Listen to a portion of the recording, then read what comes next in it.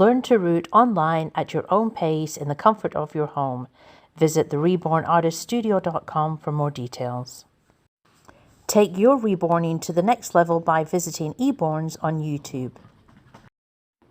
This podcast is brought to you in part by Crystal Stitch Studios. Visit Etsy or Facebook to find Crystal's custom-made reborn bodies. Hi everyone, I'm Lizbeth Devlin from the Reborn Artist Studio. And I'm Emily Elliott from Eborns. And welcome to another edition of Reborn Rap. Yeah, welcome you guys. Emily, how you doing, girl? I'm doing good. How are you? No, not too shabby. Not too shabby. Hanging in there, you know how it goes. I sure do. So you have been a busy girl as usual. Tell us what you've been up to. I have. So I have finished 2 of my prototypes. The first one is Noah by Cassie Love, or Brace. Wait, that was supposed to be parentheses. It looked. I'll just do a little something. I don't know. It's gonna go like that, but that implies like that's not really her. You know. I don't know. But Noah, his pre-order is actually still open. He's a small limited edition. And Perfect. I was real happy with how he came out. He is gorgeous. I love that hair. Oh my gosh. That is a lot of rooted hair. Thank you. It took me forever. And that's your favorite thing to do as well, isn't it? Oh, rooting. Totally. Yeah, he looks gorgeous. Then I also just finished Haven, who is sculpted by Izzy Zhao. Haven's 18 and a half inches long and is a limited edition of 600. And she'll be exclusive in the U.S. at Truborns. Lovely. And the release date on that one? Oh, Haven's gorgeous. Her pre-order starts on May 30th. May 30th. Okay, yeah, fantastic. Until her edition's sold. So don't miss that one. No, you did such a good job. Look at that Thank baby. you. It's absolutely gorgeous. And again, very nicely rooted hair. I'm so proud of you. I try. So you done with rooting? Oh, you ready for a rooting break?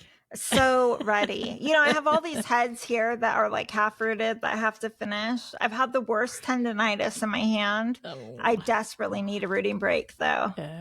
Yeah, I hear you.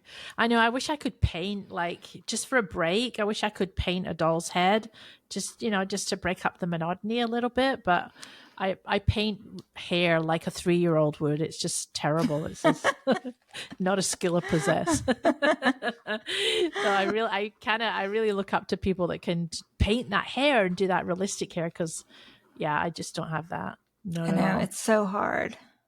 I just want to find someone that loves to root, that wants to team up, and I'd never have to root again. It's my fantasy. Match made in heaven. Huh? Taking applications. Yeah. So we have got a product today. We want to talk a little bit about product from our sponsor, and you have some stuff right there that you can show. I do. So our sponsor today is Crystal Stitch Studios, and she makes some really, really amazing bodies. So this is one of her bodies. Look at this cute little belly button. Gorgeous. And she has these like the regular full limb bodies, but she also has these adorable little cuddle bodies. And the quality is really, really good. Yeah, Crystal sent both of us bodies to check out, and they are just so nicely done. They really are very, very top quality. Gorgeous. I am planning on putting this baby head on this cuddle body right here. Lovely. When I get around to rooting her.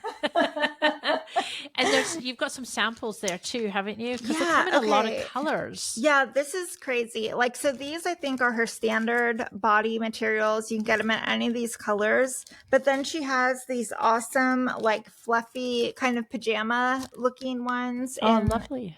Really cute patterns, all different colors. Like, they're awesome.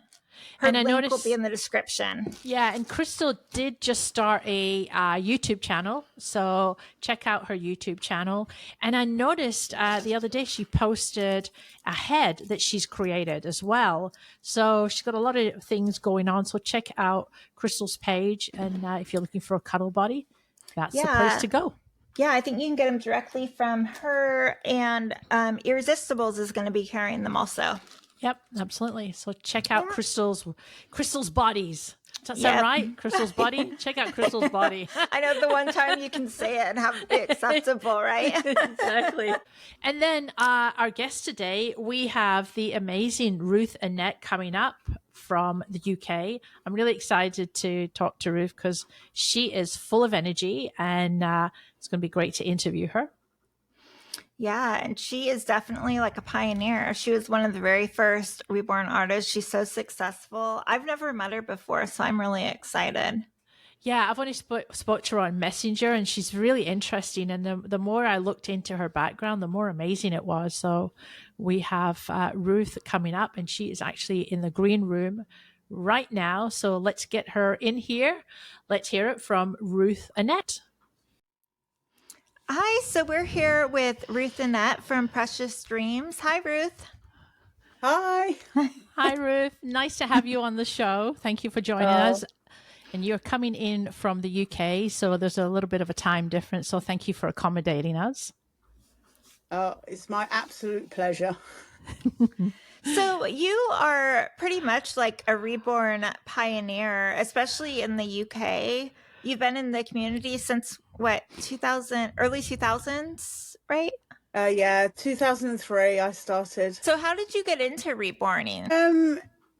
Very, very long story short. So I just had a baby, and my fifth baby actually, and I'd moved from Germany back to the UK. And I was actually Googling on the internet trying to find this particular tune that my fifth baby went to sleep to, and it was a Stife Bear, and I stumbled across a Reborn on eBay, and I was like, whoa, someone's selling their kid, as most of us do. I sent it to my sister, and she was like, Ruth, that's a doll, you can do that. And I was like, whoa. At the time I was actually a professional wedding cake maker, so I used to make wedding cakes as my business. And she said, no, you can do that, Ruth. So I had a little delve into it and found there was a class in America starting by Angel, Mitchell and Kimberly. And I was like, oh, do you know what? I'm going to join that. So I joined the very, very first online class, which was called Simply Reborn. Oh, that's awesome. And that's how I got started. Wow. So, I mean, there's a huge difference between reborning back then versus reborning these days. I mean, were you actually using kits back then, or was it the Behringers? What were you painting? It was the Behringers. There was a couple of Apple Valley kits out, but they weren't really popular. So it was the Behringers. So that's where I started, with the Behringers. So I actually wanted to ask a question, but it might sound really dumb. No question in this industry is ever dumb. Someone needs to know the answer. So do you think, like, back then, back in the early 2000s, was the American market more advanced when it came to kits and stuff like that? Because I know that in the UK, were you able to get the same supplies as they were in the US? The US market was way ahead of the English market. So over here in the UK, I think when I started, there was possibly only about 15 other artists. Oh, wow. So yeah, it was very, very new to the UK. But it was also nice because we all supported each other and sort of shared our tips and tricks and everything. So even way back then, I think my teaching instinct really kicked in, and that's what excited me about the whole industry, was the fact that we were all loving what we were doing and we were all helping each other. So that was really good. But as far as kits are concerned, I was actually the first artist to produce a kit in the UK. Oh, really? Yeah, Precious Preemie. It was ugly. It was really ugly, and I do still have one, but yeah, it was very, very new, and everything was, we were all learning together, really. Was that the first sculpt that you sculpt? That sounds weird, but was that the first one that you sculpted, or had you been practicing for a bit before you got that one produced? I did practice. I do have my first, yes, we could call it a baby, but now I look at it and I'm like, what was I doing? But I actually kept my first, and it was my second one that I put into production, and I just put it in. I put it in with Joy Doll, and it's actually number 14. So it was actually the 14th kit she ever produced in her factory. That is so cool. Oh, wow. That's crazy. Yeah. There was no JD numbers back then. It was just number 14. You went from painting to sculpting and then to producing. I mean, what kind of time frame are we talking about? 2003 I started. And then I started teaching in 2004, and at the end of 2004, I actually produced my first kit. So we're talking 18 months going from one end of the scale right the way through to the other. Right. And for anybody that's not familiar with your work, you paint, you teach, you sculpt. I mean, you've just got... Tell us what you've got going on. Yeah, that'd be easier than naming them off, right? Tell us what you don't do. Yeah. I can't actually say what I don't do.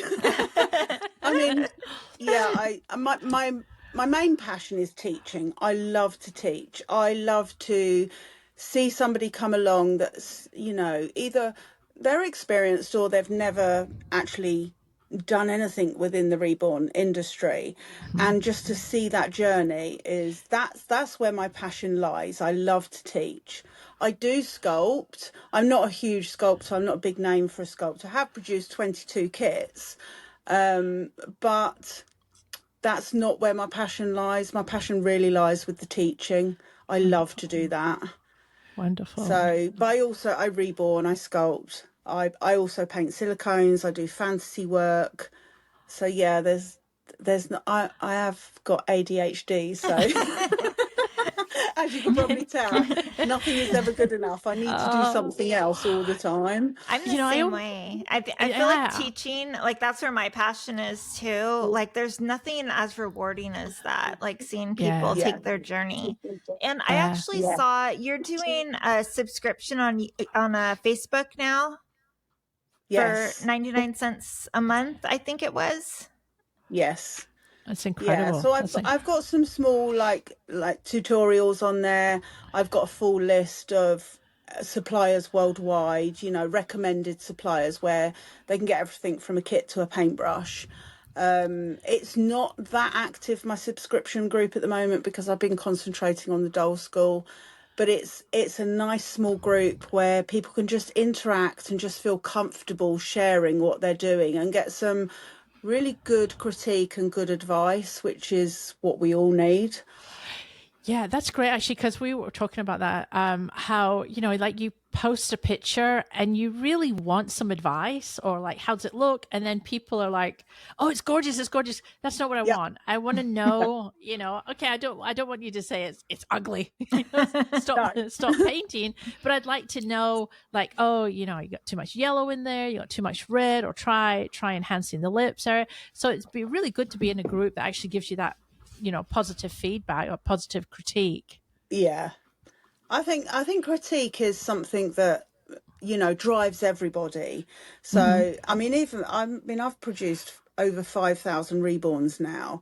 Wow. And still, my closest and my dearest, I still say, does this look okay? Is this right? Could I do something different? Because, I mean, my philosophy is art is a journey. And if you ever reach your destination, give up. Because we can all improve all the time. There's nothing that you cannot still learn. You can push the envelope and still learn so much more. Yeah, I always remember a friend of mine, she reached out to me. She said, I love your dolls, but your eyelashes are hideous. And I had never really looked at the eyelashes before. And then I started looking at them more and I was like, oh my gosh. And now to this day, when I look back at my older reborns, I'm like, oh, I'd post that picture except for that baby's eyelashes. Yeah. I mean, it's like big, thick, black, like, you know, the way that snuffleupagus eyelashes are. But you're right. It's definitely a journey. And it's good to have a close friend that can say, yeah, you might want to rethink that again. You know? Yeah. I'm really excited to hear more about the doll school. Yes. I know you mentioned it a second ago, so tell us what it is.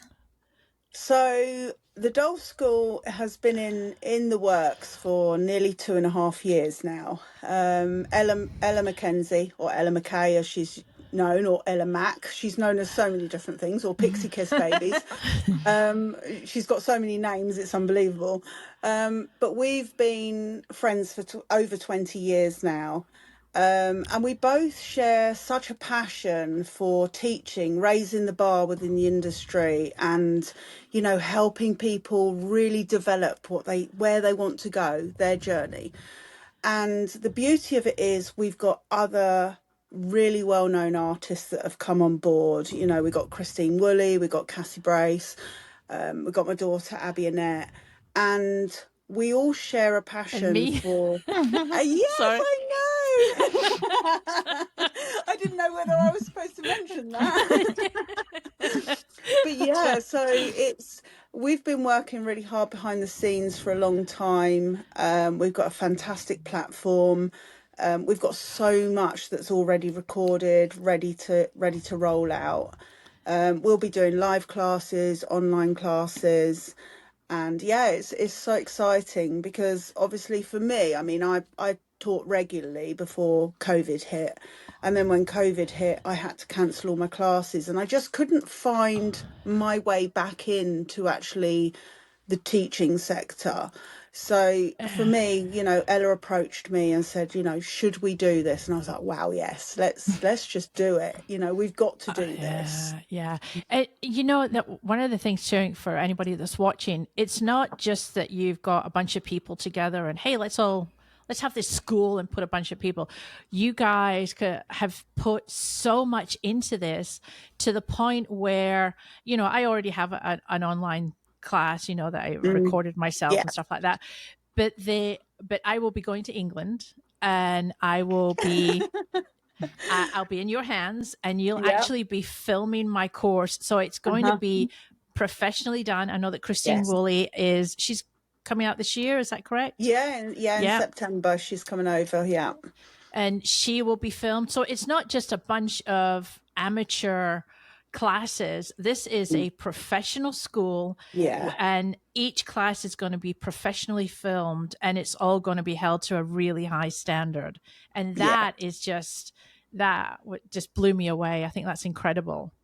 It's so exciting. I mean, we've got Willow on board. She's our director. She does all the editing, and she's so good at her job.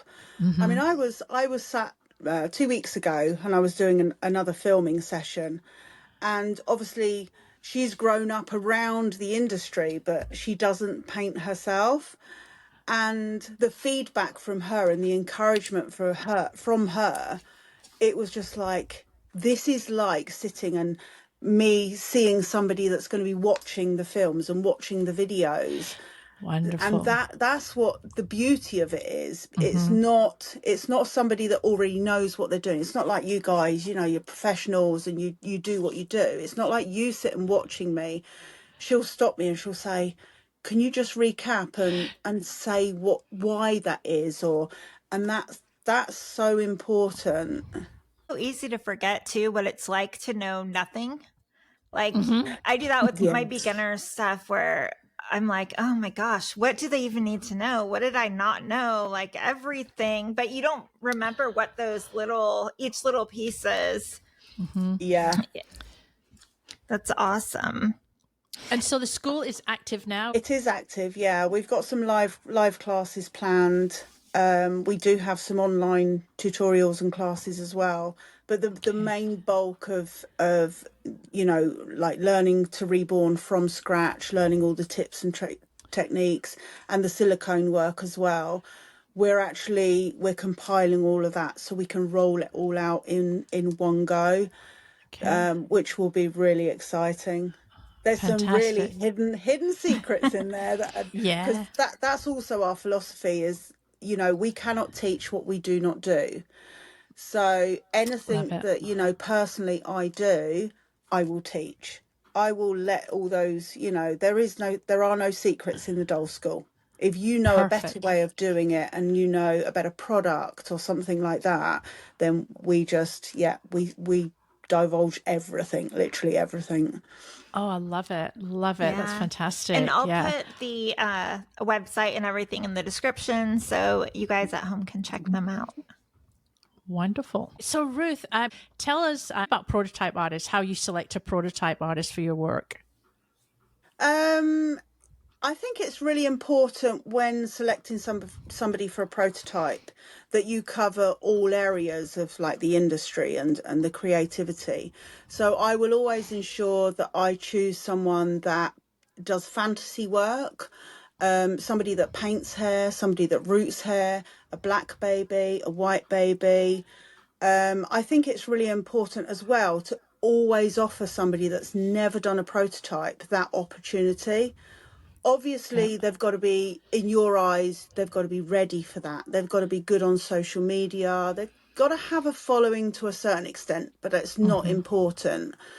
Their photography, honest photography is really important as well. So even when I'm not got a kit in mind that I'm going to produce, I'm constantly looking for that next person that, you know, really needs that opportunity. I think the other thing is that people don't recognize that when you're doing a prototype, you're not only painting for beautiful photographs, that is the end product, but the process of it, you need to scrutinize that kit. You need to find any flaws, anything, you know, especially with some of the German kits, sometimes they can have like pitting in the toes and things like this. And you need to report that back to your artist, because as a prototype artist, you're not actually just producing beautiful photographs. You're the guinea pig, basically. So you need to report these things back, and that's where the pressure comes in. It's not just about painting and producing that end product. It's the whole process. You know, you need to know if the eyes set properly, what size eyes, everything like that. Does the body fit correctly? Are the flanges big enough? There's so much more. And I think for a lot of the people that I've spoken to, they just want to be a prototype artist, but it's not the pinnacle of the industry. Being a prototype artist has been given such a label. You know, even the words prototype artist, you are an artist that is producing a prototype. You're not a prototype artist, because overall you're an artist. Forget the prototype. It's a very strange term that has sort of infiltrated into our industry, that almost it's like if you haven't had the opportunity, you've not made it. But that's not that. It shouldn't be the case. There's so many amazing artists that haven't had the opportunity. It doesn't make their work any lesser than the ones that are getting prototypes all the time. You know, I love that you look for new people too, because a lot of the times it is kind of like an elitist thing where it is hard to get your first prototype if you don't like know the right people. And I love hearing that you always make a point to pick one new person. I think it's important to give new people a chance, or there would never be any other versions except for like the same kind of top 10 prototype artists that have been doing it forever. Right. I think you nailed it too. There's a lot of artists out there that are absolutely at that level that just have either not been noticed yet, or I have a good friend of mine who is an incredible artist, and she's not a prototype artist. She hasn't been approached, and I'm just blown away because her work is absolutely outstanding. Yeah, I mean, it's like a few kits ago, but Pumpkin Pixie, I chose a lady called Gilly Shaw. She lives in France. She's English, but she lives in France. And she does the most amazing, like, alternative work. But I only found her because she done one of my jailer kits, and she done it as a gargoyle. And I actually bought it. Oh, cool. I was like, oh my goodness. But I absolutely tortured her, because when I do collect as well, but when I buy a baby for my collection, it can sit here for 6 or 7 months unopened. It has to be the absolute right moment for me to open it. To have that kind of self-control. I know. I tortured her. It was sat here for 6.5 months unopened. She kept saying, do you not like it? Are you going to open it, Ruth? I was like, no, I'm waiting for the right moment. And in all honesty, I just sent Pumpkin Pixie off to the factory to be produced, and I opened this doll, and honestly, I was so blown away. And I immediately messaged her, and I was like, you have my next prototype if you want it. Oh, lovely. And that was her first opportunity, and she absolutely nailed it. It was phenomenal. That's so special. Yeah, that'd be so nerve-wracking selling to a sculptor. I know. I'd be having a heart attack. Me too. I'd probably fly, come to your house, be like, please just open it. Open it, yeah. I'm going to die if you don't. Oh my gosh, it's bad enough when you have a custom order and you're waiting. And I'm thinking, okay, they're supposed to get that doll on Tuesday. It's Wednesday and I haven't heard anything. I would be a mess. I really... Oh, she was, believe me. You're cruel. I know I am. I'm so cruel. Oh, I love it. And I just wanted to bring up your daughter, Abby, for a minute. We actually did the same prototype of Noah, and I love her version so much. Like, I think she is a big up-and-comer right now. Oh, my goodness, yeah. The journey to actually get her, because when I first started, she was 9. And obviously she's been along the whole process with me. And then I think it's coming up for 10 years. 10 years ago, her second little one was, he was a newborn, and she was here, and I was like, right, you're going to get in that studio and you are going to paint a doll, because she's always been so artistic. She was like, Mum, I don't want to paint dolls. Yes, get in there. We're going to, and it was actually a Rosie by Laura Lee Eagles that we painted together. And she was like, oh, I don't know if I'm going to like this. You'll like this. This is your path. This is what you're born for. And now, obviously, she's transitioned into silicone, and she's absolutely smashing it. I'm so proud of her. Yeah, I've seen her work. It's absolutely incredible. It really is. Yeah, that just must be really special to have, that together. Kind of like every mom's dream, right? Yeah. That one of your kids loves what you do and you guys can do it together. Well, actually, my other 2 daughters also, Bo and Lily, they were making babies as well.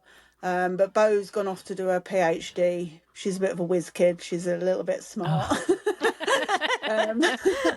And Lily still comes in. She helps, but she's not producing her own babies at the moment. But I think she'll get into. She wants real babies, but she will get back into it. So it's really been a massive family business for us. Oh, that's wonderful. I wish I can't even get my son to be in the same room as a reborn. I live in hope. I mean, he is keen on seeing, my progress and what's going on. But when he comes to the house, there's not a reborn in sight. No. Does that mean you have help at the doll shows then? Yeah, the doll show. Yeah, I do. Yeah, I have help at the doll shows. I've heard that you have kind of a famous van. Oh, yeah. Oh my goodness! That everyone at the doll show recognizes. They know you're there. Well, my number plate is Doll Mad, and it just completely sums me up. So yeah, I was gonna say it, but I didn't know if you'd want me to give your license plate out online. But no, it's fine. It's very well known. So yeah, I've heard that from a lot of people though, that they get to the shows and they take pictures with your van, and they're really excited to see it. It's like a celebrity. I love it. Do you have any shows coming up that you're going to be doing? I do. I have one in 2 weeks' time, so 7th and 8th of June in Peterborough, which is literally just up the road from me, which is handy. And so we've got a 2-day show, and then Abby and I actually organised the crazy party on the Saturday night. So we're having awesome. we're having summer vibes this year. So it's like summer festival. And yeah, we all let our hair down and have a really good night. So that's good. Lovely. Oh, that's wonderful. We'll have to get some details on that and we'll attach it to the podcast. Yeah, definitely. What dates of the show? 7th and 8th of June. Okay, fantastic. So the UK doll shows, it's actually, this June is the 18th birthday of the doll show. That's the name of the main show, run by Kathy Reed. She does shows in Peterborough, Basildon, Southampton, and Bristol at the moment. We have done shows in Scotland and other areas, but those are the main ones. So the doll show is actually 18 years old, and I've done every single show apart from one. Oh my gosh. Wow. And the atmosphere at the doll shows, it's so good. The artists all come together. We all support each other behind the scenes. The collectors, it's a big social event. We do have serious collectors that come and buy and everything, but the main aspect of it is people coming together. They're able to bring their babies and enjoy each other's company as well as each other's babies. It's just a wonderful, wonderful atmosphere, and it's really relaxed, which is really good. Yeah, it's great. It's an environment where, because a lot of people get scrutinized for having these dolls. So it's a real comfortable environment when you go to the doll show. So if you're in the area, definitely check out the doll shows. Yes. So Ruth, what's coming up for you in the future? What's on the chalkboard? I think concentrating on the doll school and really getting back into sculpting. I'm going to be sculpting some more mini babies for Ella McKay to actually cast into silicone, which is really exciting. And yeah, just continue enjoying the journey, and the teaching aspect is so exciting. So I'll actually be offering live classes next year. Which I just can't wait to get back into, because that's the fun part. It's just, whether someone's got experience or they've never touched a vinyl kit, it's just nice to have that sense of support, and the sense of, it doesn't matter if you're asking a question and you think it's stupid. It's definitely not, because you're probably one of 1,000 that wants to ask that question. So just ask that question, ask for advice, because there are plenty of people like myself that, are willing to give that advice. So, and that's the beauty of it. Wonderful. And this is my favorite part right here. What piece of advice would you give to new reborn artists? It's addictive. That sounded like a warning. I was just going to say the same thing. It's definitely a warning. When I started out, I was going to make three dolls for my 3 daughters, and here I am, 5,083 dolls later. Oh my gosh. It's addictive. But also, my biggest piece of advice for a brand new artist: do not look at other people's work and think cha-ching, because the cha-ching does not happen. The amount of mistakes, supplies you buy. I've bought so many supplies that I've never even touched, because I'm like, I need that. So don't go into it thinking that it's a money maker. It's not. It's got to be a passion. It's got to be something you want to do from the heart, not from the wallet. And that is my biggest piece of advice. But also, don't compare yourself with artists out there. Compare yourself with yourself. Keep your first baby. Every doll you do, compare it to your first work. Don't compare it, to the top artists out there, or your best friend, because, like I say, art's a journey. It's a personal journey. If you reach the destination, find something else to do, because you've failed. And that is my strongest advice to anyone that wants to get into it. I love that. Absolutely. Yeah, that's perfect, actually. Yeah. We've all been there.